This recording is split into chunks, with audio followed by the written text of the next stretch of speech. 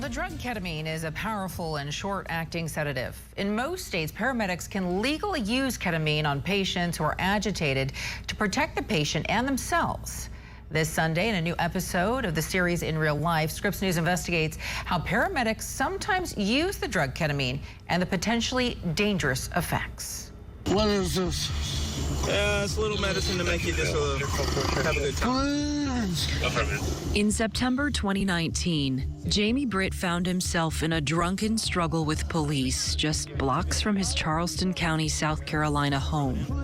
Police held him down for nearly 20 minutes, and a paramedic injected him with a sedative called ketamine to calm him down. This is wrong. No, it's not. No, it's not. Listen, It's for everybody's safety, buddy. I will die. No, you're not gonna die. The nurses and the doctors, they really tried to bring him back. Jamie never woke up. Scripps News investigative correspondent Lori Jane Gliha-Smeddy, you're reporting on this story to unveil the truth behind ketamine use in emergency situations, and joins us now live. And Lori Jane, we saw this brief clip there of Jamie Britt's story, obviously a very sad story. And you hear his family in the background of that clip. I'm sure that they received some terrible news. Yes, this happened in South Carolina, and they actually moved away from South Carolina because it was so devastating for them. They are still trying to make sense of what happened. He was being arrested for public intoxication, had a conversation with police for about 17 minutes, ended up being held in the prone position for about 20 minutes. Paramedics had come in and they injected him with this sedative, ketamine. And when a couple of weeks later, he ended up dying. And when the coroner reviewed the case, the causes of death he determined were restraint, asphyxia, and the toxic effects of ketamine. And this isn't the only case that's similar to this that I've found in my investigation. Well, why did you start obviously digging deeper and looking at these cases across the country? What prompted your interest? So my investigation actually started about 4 years ago. There was a guy in Colorado named Elijah McClain, a 23-year-old, who was surrounded by police, taken down. Paramedics ended up coming in. They injected him with ketamine as well. He lost consciousness and he ended up passing away. And it created a lot of controversy in Colorado, to the point where there was a new law that took effect and a new health policy that prohibits how paramedics, or reduces how paramedics can use this drug for this specific reason. And when I started digging into that, I started finding other cases where people were saying, I think I was injected with this drug as well. They were questioning whether it was being used appropriately or not. And that's what led me to start looking nationally outside of that state and see where else this is happening and what's being done to educate people about it. But I mean, it really makes you question why they're using this. If there have been people who've had bad reactions, if people have died, when you think about ketamine, it sounds like a very powerful drug.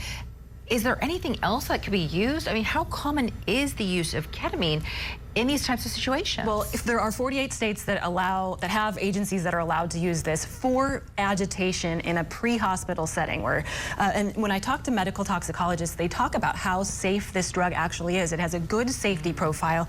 Paramedics say they need this drug to protect themselves and their patients so they don't escalate to a larger medical issue. So it's not a black and white issue. There's a lot of layers to this, but still what we're looking at is the question of how the drug is being administered and if it's being administered appropriately.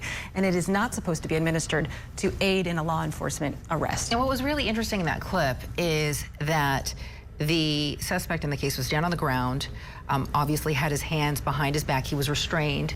So it makes you question what kind of a danger he could be to law enforcement. And it makes you also wonder, when paramedics arrive on the scene, do they feel pressure from law enforcement to tranquilize the suspect? I mean, I wonder what the dynamic is at the end of the day between the two. Well, inevitably they work together. I mean, they have a very close relationship. The police have to trust the paramedics. They have to trust each other to be able to do their job. And that is a question that has come up. In Colorado, for example, the lawmakers did make it very clear in their new law that law enforcement is not to be involved in what paramedics are doing. And a lot of paramedics I've talked to will say, no, we are the ones that we're assessing the patient. We are the ones that are making that medical decision.